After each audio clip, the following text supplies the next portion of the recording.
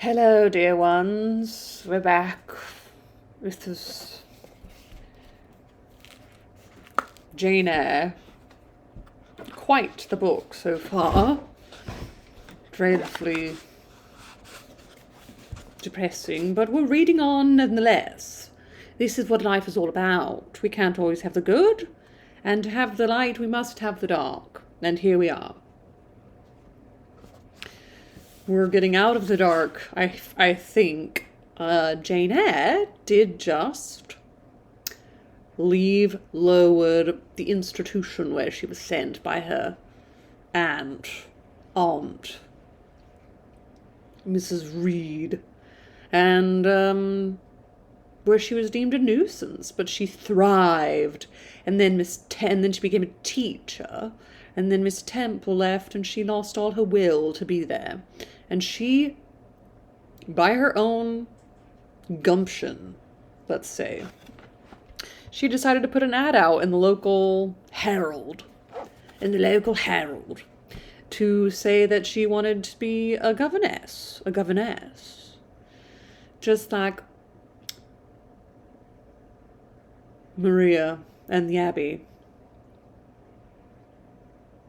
Sound of Music. Oh my God, where did that? It's gone. And now we're on chapter 11. Chapter 11 of Jane Eyre. A new chapter. A new chapter in a novel is something like a new scene in a play.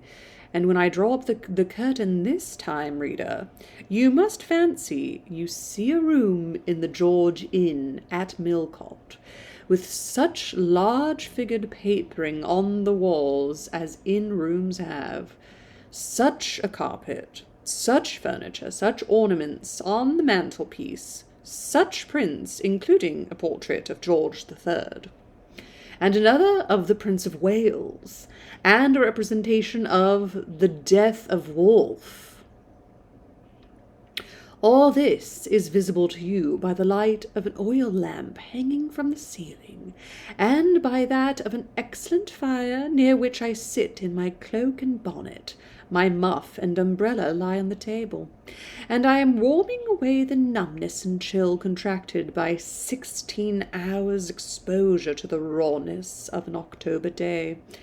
I left Lowton at 4:00 a.m., and the Millcote town clock is now just striking 8. I love it when authors talk to us. She's talking straight to us. We are the readers. Thank you for joining me, readers. Reader, though I look comfortably accommodated, I am not very tranquil in my mind. I thought when the coach stopped here, there would be someone to meet me. I looked anxiously round as I descended the wooden steps, the boots placed for my convenience. The boots are some sort of servant, a hotel servant employed to polish and care for boots and shoes. Called them the boots. The boot and scoot and boogie. The boots placed for my convenience, expecting to hear my name pronounced, and to see some description of carriage waiting to convey me to Thornfield. Nothing of the sort was visible, and when I asked a waiter if anyone had been to inquire after Miss Eyre, I was answered in the negative, so I had no resource but to request to be shown into a private room. And here I am waiting, while all sorts of doubts and fears are troubling my thoughts. It's a very strange sensation to inexperienced youth to feel itself quite alone in the world, cut adrift from every connection, uncertain whether the port to which it is bound can be reached, and prevented by many impediments from returning to that it has quitted. The charm of adventure sweetens that sensation, the glow of pride warms it, but then the throb of fear disturbs it, and fear with me became predominant. When half an hour elapsed, and still I was alone, I bethought myself to ring the bell.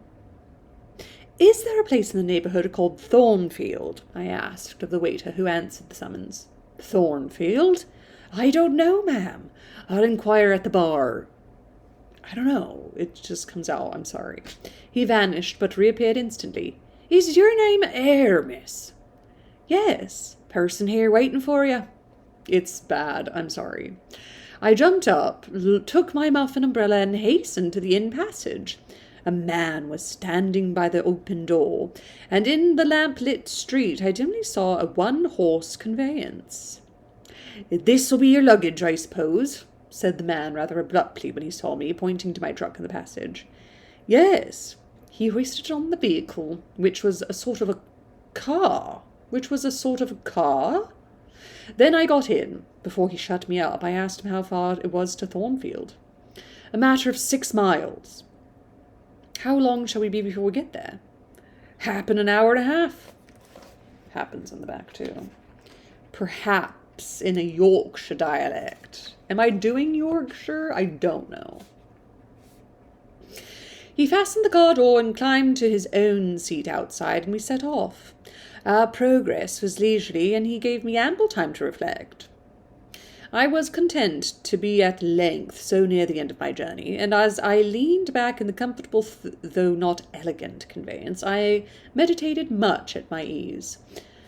I suppose, thought I, judging from the plainness of the servant and carriage, Mrs. Fairfax is not a very dashing person. So much the better.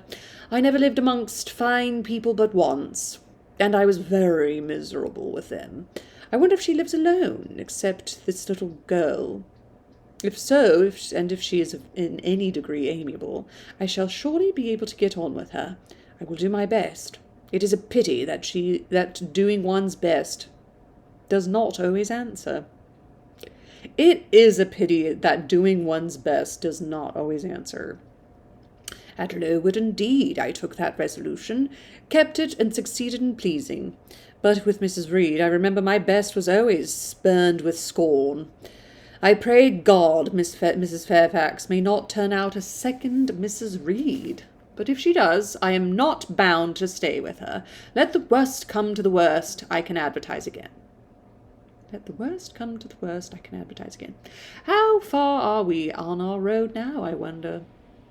I let down the window and looked out. Millcote was behind us. Judging by the number of its lights, it seemed a place of considerable magnitude, much larger than Lowton. We were now, as far as I could see, on a sort of common, but there were houses scattered all over the district. I felt we were in a different region in Lowood, more populous, less picturesque, more stirring, less romantic. Charlotte Bronte distinguishes between the picturesque and the romantic sublime. The Brontes owned a copy of Edmund Burke's On the Sublime and Beautiful. I feel like Jane Austen talked about that too in one of these books. I don't remember. The roads were heavy, the night misty. My conductor let his horse walk all the way, and the hour and a half extended, I verily believe, to 2 hours, and at last he turned in his seat and said, "You're none so from Thornfield now." "None? You're none so far from Thornfield now." I gotta work on that. It's bad. Again I looked out. We were passing a church. I saw its low, broad tower against the sky, and its bell was tolling a quarter. I saw a narrow galaxy of lights, too, on a hillside, marking a village or hamlet. About 10 minutes after, the driver got out and opened a pair of gates. We passed through, and they clashed to behind us. We now slowly ascended a drive and came upon the low front of a house. Candlelight gleamed from one curtained bow window. All the rest were dark. The car stopped at the front. It was opened by a maidservant. I alighted and went in. "Will you walk this way, ma'am?" said the girl, and I followed her across a square hall with high doors all round. She ushered me into a room whose double illumination of fire and candle at first dazzled me, contrasting as it did with the darkness to which my eyes had been for 2 hours inured. When I could see, however, a cosy and agreeable picture presented itself to my view. A snug, small room, a round table by a cheerful fire, and an armchair, high-backed and old-fashioned, wherein sat the neatest imaginable little elderly lady in widow's cap, black silk gown, and snowy muslin apron. Exactly like what I had fancied Mrs. Fairfax, only less stately and milder-looking. She was occupied in knitting. A large cat sat demurely at her feet. Nothing, in short, was wanting to complete the beau ideal of domestic comfort. Beau ideal, the ideal conception. A more reassuring introduction for a new governess could scarcely be conceived. There was no grandeur to overwhelm, no stateliness to embarrass. And then, as I entered, the old lady got up and promptly and kindly came forward to meet me. "How do you do, my dear? I am afraid you have had a tedious ride. John drives so slowly. You must be cold. Come to the fire." "Mrs. Fairfax, I suppose?" said I. "Yes, you're right. Do sit down." She conducted me to her own chair, and then begged to remove my shawl and untie my bonnet strings. I begged she would not give herself so much trouble. "Oh, it is not trouble. I dare say your own hands are almost numbed with cold. Lee, make a little hot negus, and cut a sandwich or two. Here are the keys to the storeroom. Negus is a drink. I learned that in which Mansfield Park, maybe? I don't remember. It's wine, generally port or sherry, mingled with hot water and sugar. There you go. You learn something new every day. Was just no trouble, and she proceeded from her pocket a most housewifely bunch of keys and delivered them to the servant. "Now then, draw nearer to the fire," she continued. "You've brought your luggage with you, haven't you, my dear?" "Yes, ma'am." "I'll see it carried to your room," said she, and bustled out. She treats me like a visitor, thought I. I little expected such a reception. I anticipated only coldness and stiffness. This is not like what I have heard of the treatment of governesses, but I must not exalt too soon. She returned, with her own hands cleared her knitting apparatus and a book or two from the table to make room for the tray which Lee now brought, and then herself handed me the refreshments. I felt rather confused at being the object of more attention than I had ever been before received, and that too shown by my employer and superior. But as she did not herself seem to consider she was doing anything out of her place, I thought it better to take civilities quietly. "Shall I have the pleasure of seeing Miss Fairfax tonight?" I asked, when I had partaken of what she offered. "What did you say, my dear? I'm a little deaf," returned the good lady, approaching her ear to my mouth. I repeated the question more distinctly. "Miss Fairfax." Oh, I see. Miss Fairfax. Oh, you mean Miss Varens. Varens is the name of your future pupil. Indeed? Then she is not your daughter? No, I have no family. I should have followed up my first inquiry by asking in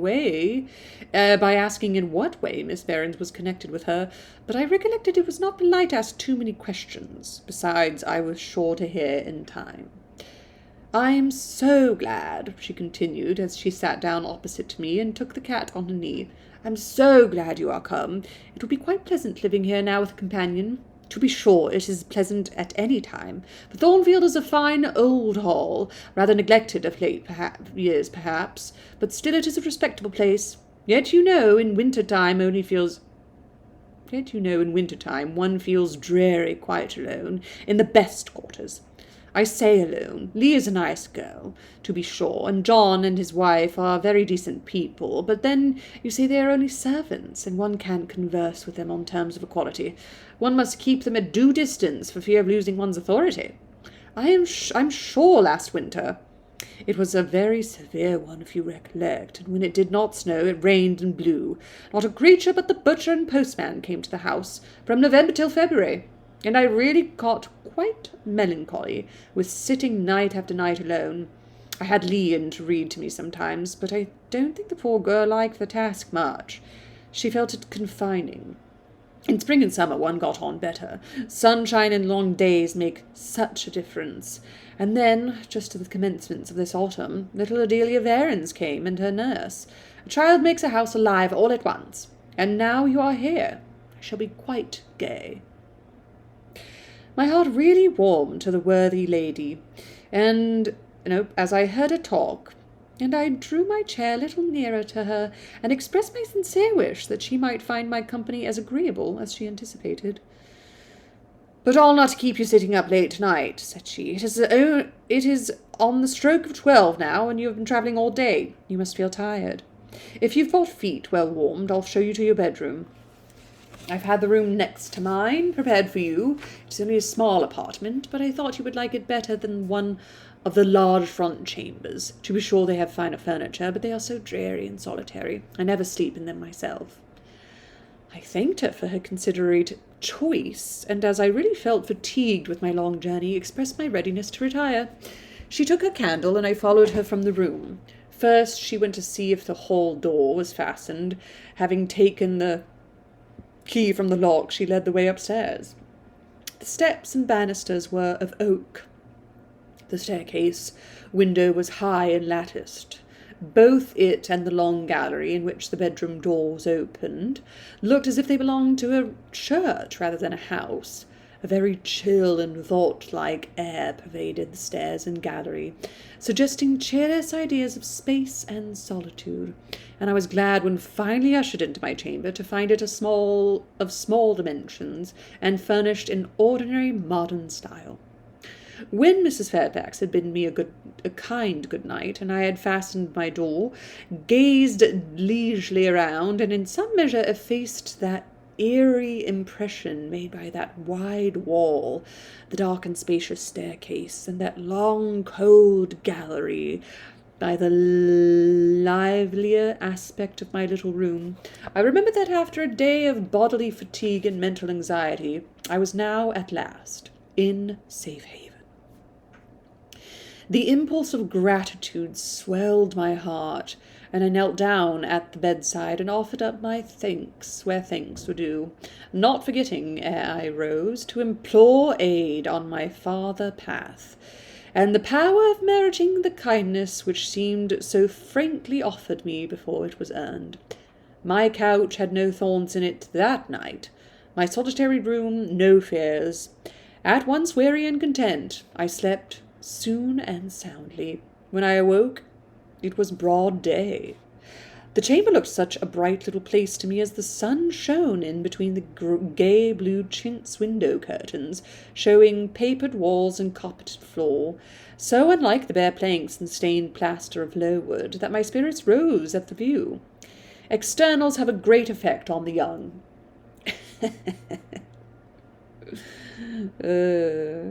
I thought that a fairer era of life was beginning for me, one that was to have its flowers and pleasures, as well as its thorns and toils. My faculties, roused by the change of scene, the new field offered to hope, seemed all astir. Astir. I cannot precisely define what they expected, but it was something pleasant, not perhaps that day or that day-month, but at an indefinite future period. I rose. I dressed myself with care, obliged to be plain, for I had no article of attire that was not made with extreme simplicity. I was still by nature solicitous to be neat. It was not my habit to be disregardful of appearance, or careless of the impression I made. On the contrary, I ever wished to look as well as I could, and to please as much as my want of beauty would permit. It's almost as much time and thought as if she looked nice. Like, it's the same amount of energy. You're just putting the energy into looking plain, which is interesting to me. Where am I? Yes. I know I was still it was not my habit to be disgraceful with appearance or careless of the impression I made. On the contrary, I ever wished to look as well as I could, and to please as much as my want of beauty would permit. I sometimes regretted that I was not handsomer. I sometimes wished to have rosy cheeks, a straight nose, and a small cherry mouth. I desired to be tall, stately, and finely developed in figure. I felt it a misfortune that I was so little, so pale, and had features so irregular and so marked. And why had I these aspirations and these regrets? It would be difficult to say. I could not then distinctly say it to myself, yet I had a reason, and a logical, natural reason too. However, when I had brushed my hair very smooth, and put on my black frock, which, Quaker-like as it was, at least had the merit of fitting to a nicety, and adjusted my clean white tucker, I thought I should do respectably enough to appear before Mrs Fairfax, and that my new pupil would not at least recoil from me with antipathy. Quaker-like is in the back. Let's see. Since the late 17th century, female members of the Religious Society of Friends, that's what Quakers used to be called, wow, had dressed in subdued plain grey clothes to demonstrate they were not of this world. Whoa. 17th century Quaker-like. Wow. They were not of this world. I didn't know that. Having opened my chamber window and seen that I left all things straight and neat on the toilet table, I ventured forth. Traversing the long and matted gallery, I descended the slippery steps of oak. Then I gained the hall. I halted there a minute. I looked at some pictures on the walls. One, I remember, represented a grim man in a cuirass, and one lady with powdered hair and a pearl necklace. What's a cuirass? A military breastplate of leather. One lady with a pearl necklace. At a bronze lamp pendant from the ceiling, and a great clock whose case was of oak curiously carved, and ebon black and with time and rubbing. Everything appeared very stately and imposing to me, but then I was so little accustomed to grandeur. The hall door, which was half of glass, stood open. I stepped over the threshold. It was a fine autumn morning. The early sun shone serenely on embrowned groves and still green fields. Advancing on to the lawn, I looked up and surveyed the front of the mansion. I stepped over the threshold. That feels very like we're stepping into new. It was 3 stories high, of proportions not vast, though considerable, a gentleman's manor house, not a nobleman's seat. Battlements round the top gave it a picturesque look. Its grey front stood out well from the background of a rookery, whose cawing tenants were now on the wing. They flew over the lawn and grounds to alight in a great meadow, from which these were separated by a sunk fence, and where an array of mighty old thorn trees, strong, knotty, and broad as oaks, at once explained the etymology of mansion's designation. Farther off were hills, not so lofty as those round Lowood, nor so craggy, nor so like barriers of separation from the living world, but yet quite and lowly hills enough, and seeming to embrace Thornfield with a seclusion I had not expected to find existent so near the stirring locality of Millcote, a little hamlet, whose roofs were blent with trees, straggled up the side of one of these hills.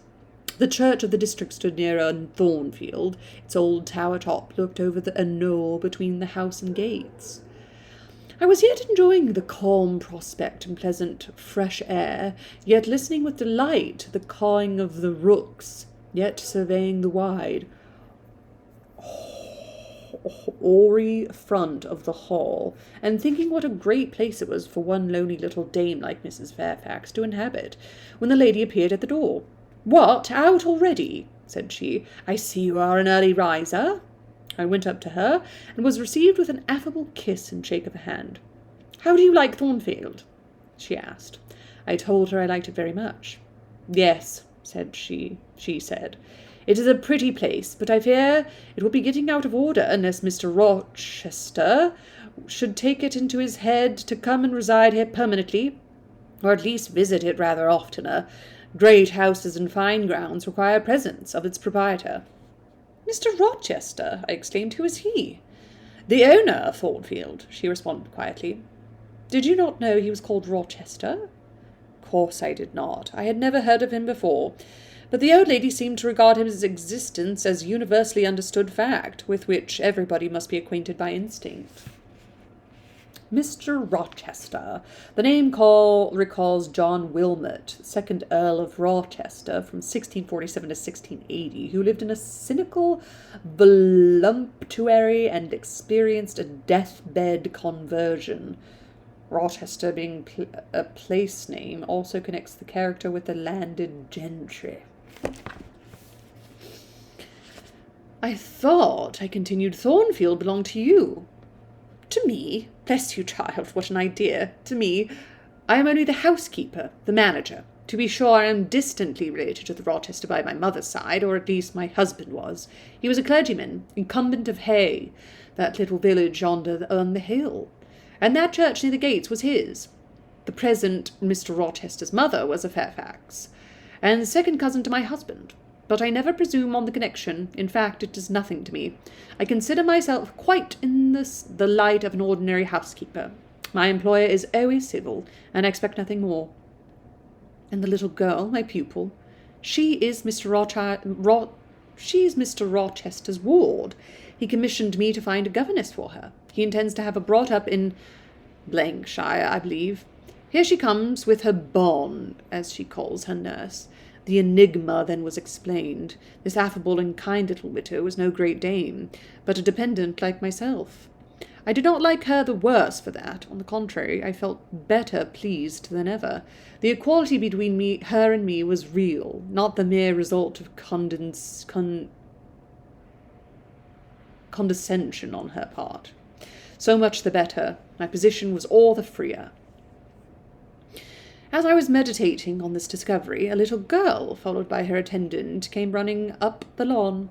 I looked at my pupil, who did not at first appear to notice me. She was quite a child, perhaps 7 or 8 years old, lightly built, with a pale, small-featured face and a redundancy of hair falling in curls to her waist. "Good morning, Miss Adela," said Mrs Fairfax. "Come over and speak to the lady who is to teach you, and to make you a clever woman some day." She approached. Oh, this is French. Oh gosh, French is hard.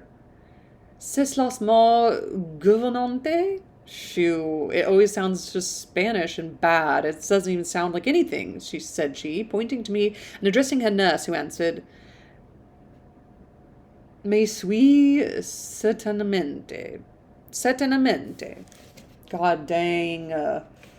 What is it, my governess? Yes, that's right. That's what it says. Maybe I just want to know how to... It's so hard. French is so hard. I sound terrible. Hold on. Let me just get my head wrapped around it. Is it going to be like this the whole time?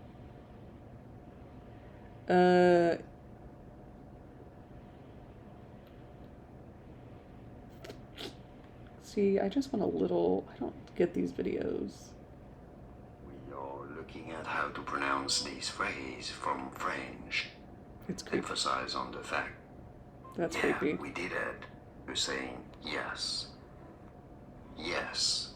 But it's generally used as meaning Mais yes, oui. indeed. Certainement. You want to Certainement. emphasize on the fact that you're saying yes. Mais oui. Mais oui. But it Mais oui, certainement. That's terrible. It sounds Italian.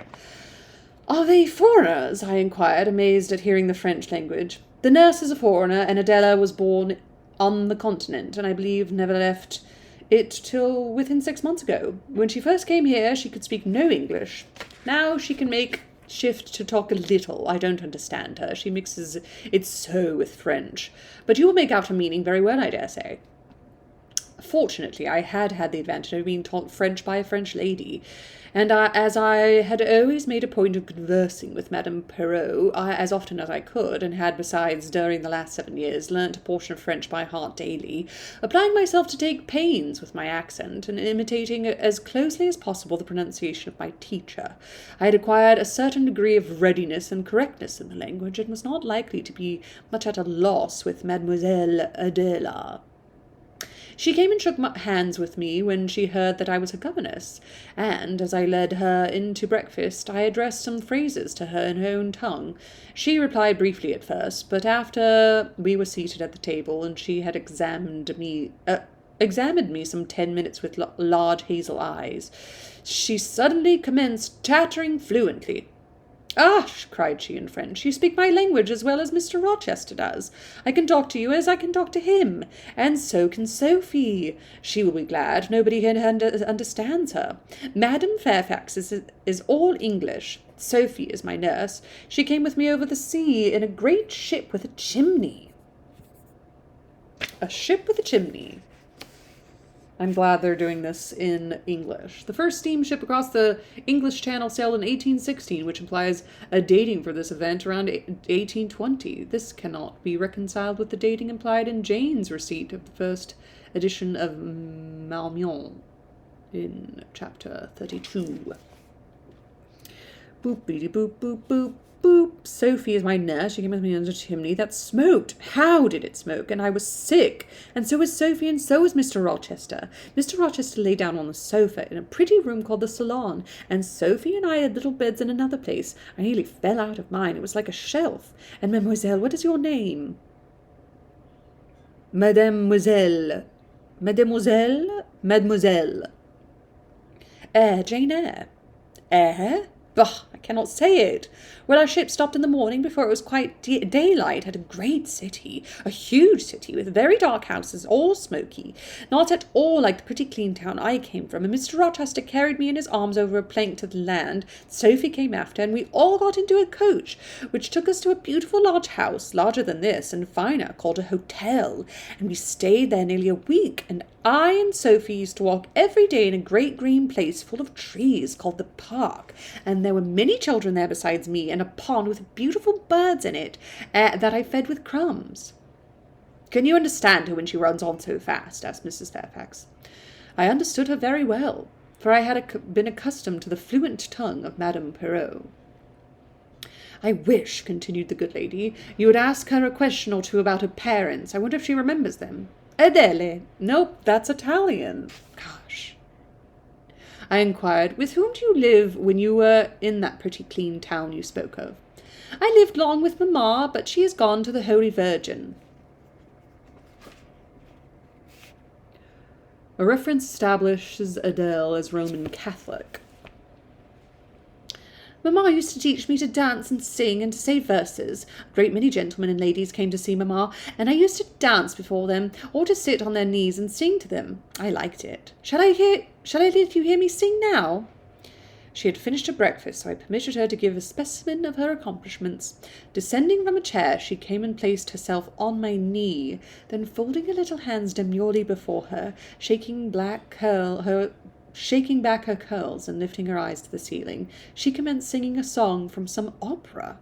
It was the strain of a forsaken lady who, after bewailing the perfidy of her lover, calls pride to her aid, desires her attendant to deck her in her brightest jewels and richest robes, and resolves to meet the false one that night at a ball, and prove to him, by the gaiety of her demeanour, how little his desertion has affected her.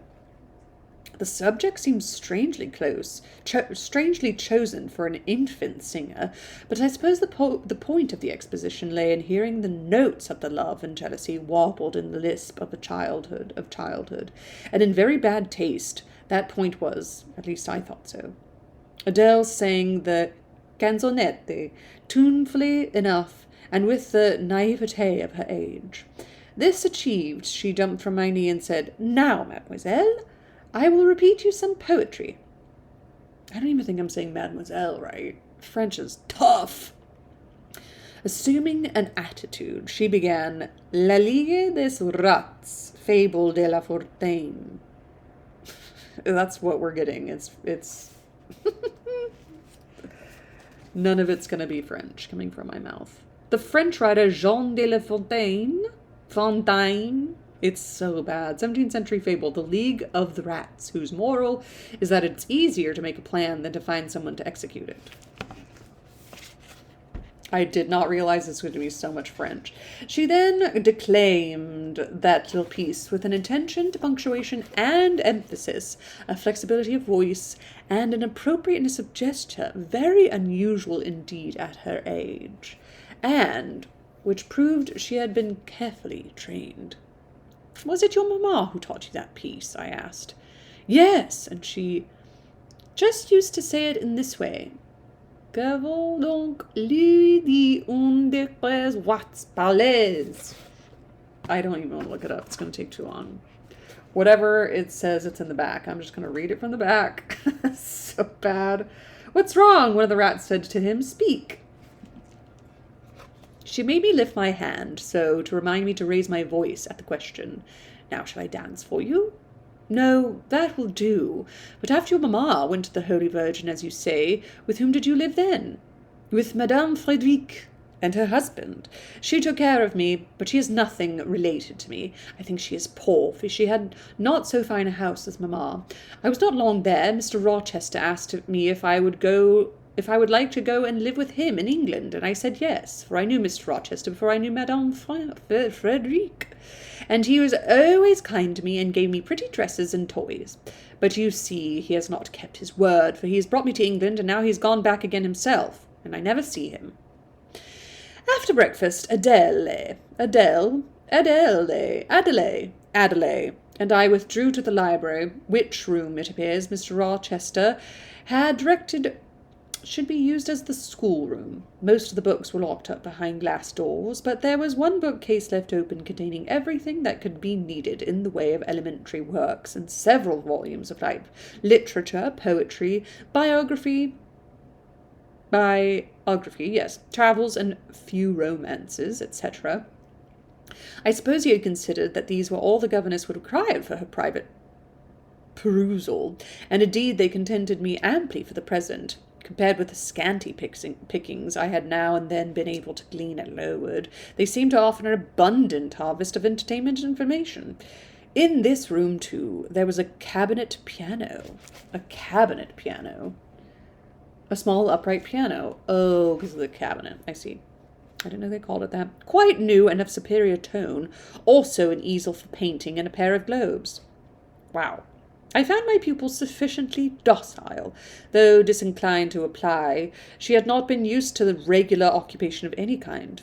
I felt it would be injudicious to confine her too much at first, so when I had talked to her a great deal and got her to learn a little, and when the morning had advanced to noon, I allowed her to return to her nurse. I then proposed to occupy myself till dinner-time in drawing some little sketches for her use. I was going upstairs to fetch my portfolio and pencils. Mrs Fairfax called to me. "Your morning school hours are over now, I suppose," said she. She was in a room, the folding doors of which stood open. I went in when she addressed me. It was a large, stately apartment with purple chairs and curtains, a Turkey carpet, walnut-panelled walls, one vast window rich in stained glass. Oh, I love stained glass. And a lofty ceiling nobly moulded. Mrs Fairfax was dusting some vases of fine purple spar, which stood on a sideboard. Purple is a very common colour. I also would like to just very quickly, these are very long chapters and I am aware of time, and thank you so much, and I love you all. Oh, come on. Come on. What is turkey carpet? Turkey carpet. Oh, a carpet from Turkey. Oh, I see. Like a really cool are we allowed to say that? Orient? No. Like a turkey carpet. Like a carpet from Turkey. It does just say, like, Oriental rugs. I didn't think we were allowed to say that anymore, but... Oriental weavers. Okay. Sit on a sideboard. What a beautiful room, I exclaimed as I looked round, for I had never before seen any half so imposing. Yes, this is the dining room. I have just opened the window to let a little air and sunshine, for everything gets so damp in apartments that are seldom inhabited. The drawing room yonder feels like a vault. She pointed to a wide arch corresponding to the window, and hung like it with a Tyrian-dyed curtain, now looped up. Tyrian-dyed. Come on. Tyrian-dyed. Oh, it looks like it's not back here. Is that true? Dining room, Tyrian-dyed. Okay. Recalls with greater grandeur the reeds adjoining drawing room and breakfast room with the red marine curtains of chapter 1 and the red room of chapter 2. Comparable with the description of Thrushcross Grange in Emily Bronte's Wuthering Heights, which we will be reading. A splendid place carpeted with crimson and crimson-covered chairs and tables and a pure white ceiling bordered by gold. Tyrian refers to purple or crimson color after the dyes made in ancient Tyre. I'm not saying it right. Tyrian. Mounted to it by 2 broad steps, and looking through, I thought I caught a glimpse of a fairy place.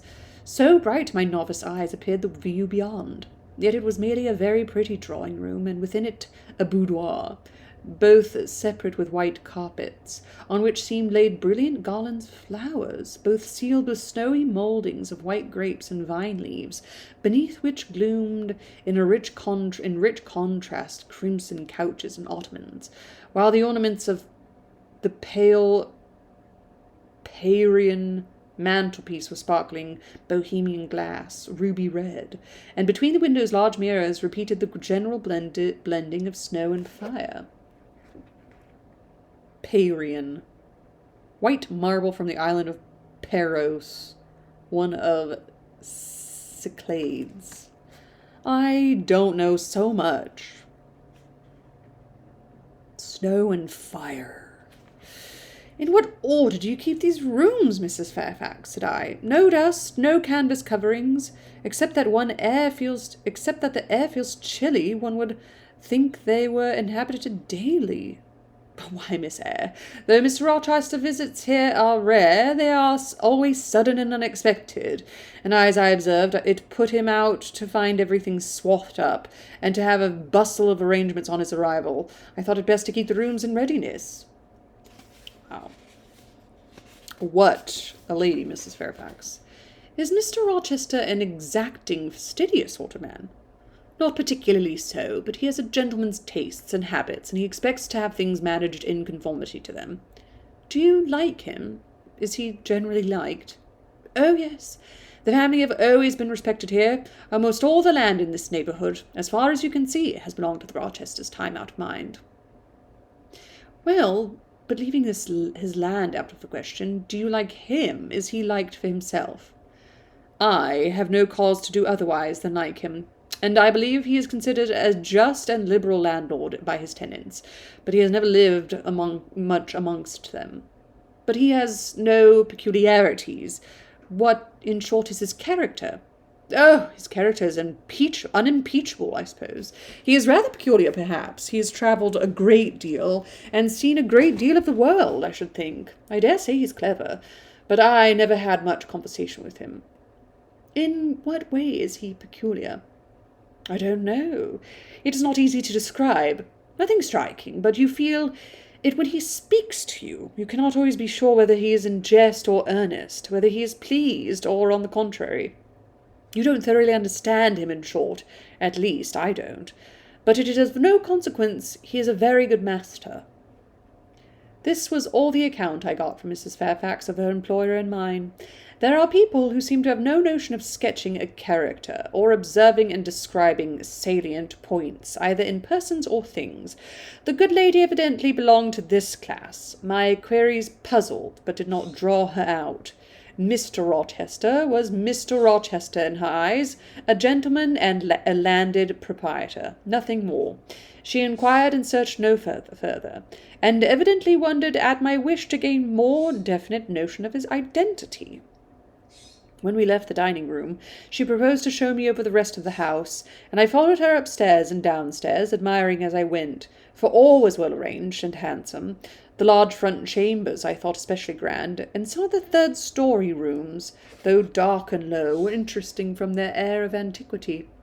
The furniture, once appropriated to the lower apartments, had from time to time been removed here, as fashions changed, and the imperfect light entering by their narrow casements showed bedsteads of 100 years old, chests in oak or walnut, looking with their strange carvings of palm branches and cherubs' heads, like types of Hebrew ark. Like the ark? Cherubs, Hebrew ark, esoteric symbols decorating the Jewish Ark of the Covenant. Okay. The ark contained the tabernacle, which in turn contained the Shekinah, or indwelling presence of God. Wow. Raiders of the Lost Ark, go watch it. I feel like I'm always referencing Indiana Jones for some reason. I guess it could mean, well, the Ark of the Covenant. What was the boat called?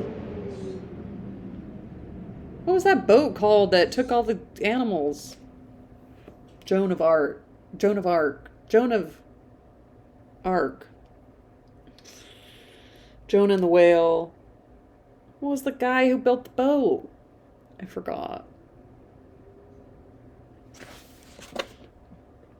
Who's the guy who built the boat that Evan Almighty's about? Guy from the Bible who built the boat. I'm really drawing a blank. Noah. He's also an ark. Okay, Noah also made an ark. Noah who built the ark. Not the Ark of the Covenant. Just had to get that out of my brain, huh? Okay. So we have cherubs' heads. We've got palm branches. This is very biblical. Rows of venerable chairs, high-backed and narrow. Stools still more antiquated, on whose cushion tops were yet apparent traces of half-effaced embroideries wrought by fingers that for 2 generations had been coffin dust. All these relics gave to the third story of Thornfield Hall that aspect of a home of the past, a shrine of memory. I liked the hush, the gloom, the quaintness of these retreats in the day, but I by no means coveted a night's repose on one of those wide and heavy beds, shut in some of them with doors of oak, shaded others with wrought English old hangings crusted with thick work, portraying effigies of strange flowers and stranger birds and strangest human beings, all which would have looked strange indeed by the pallid gleam of moonlight. Do servants sleep in these rooms? I asked. No, they occupy a range of smaller apartments to the back. No one ever sleeps here. One would almost say that if there were a ghost at Thornfield Hall, it would be its haunt. This would be its haunt. So you think you have no ghost, then? So I think you have no ghost, then? None that I have heard of, returned Mrs. Fairfax, smiling. Nor any traditions of one, no legends of ghost stories? I believe not, and yet it is said that Rochesters have been rather a violent than a quiet race in their time. Perhaps, though, that is the reason they rest tranquilly in their graves now. Yes, after life's fitful fever they sleep well, I muttered. Where are you going now, Mrs. Fairfax? For she was moving away. Shakespeare's Macbeth.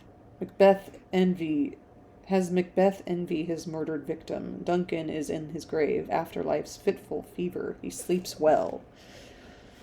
I need to learn more Shakespeare.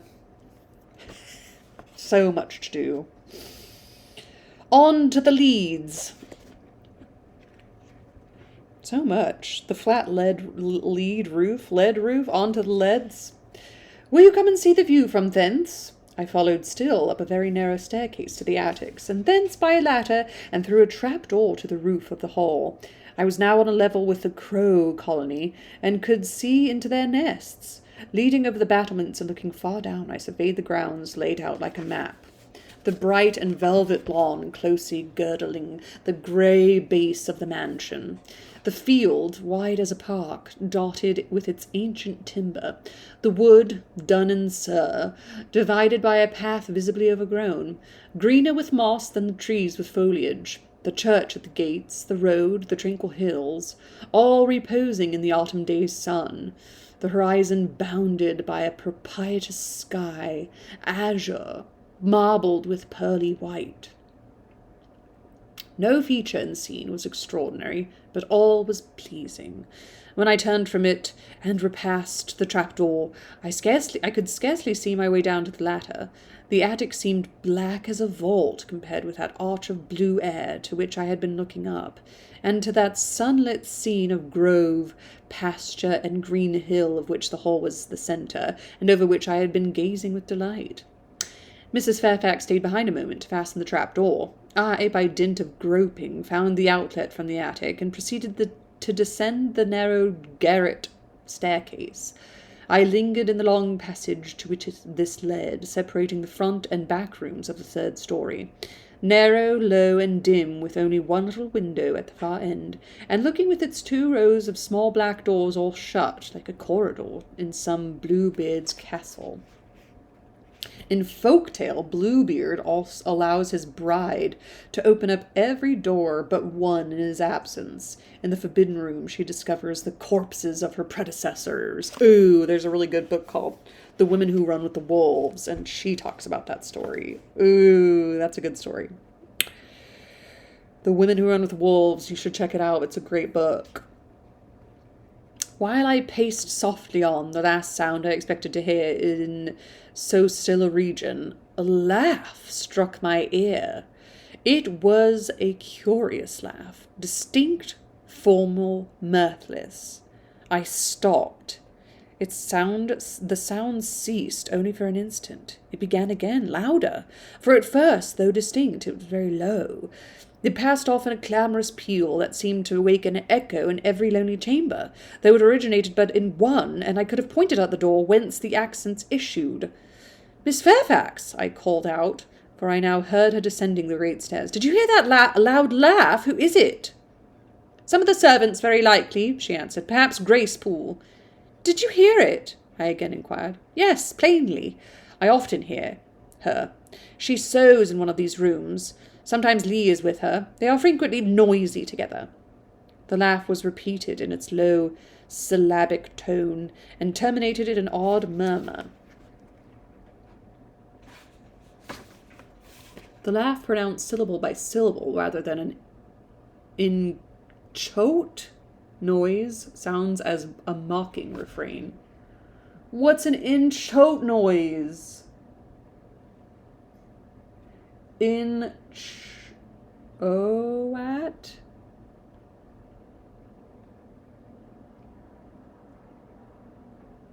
Inchoate. Oh, inchoate. Yikes. Not yet completed or fully developed. Rudimentary. Inchoate noise. Whoa.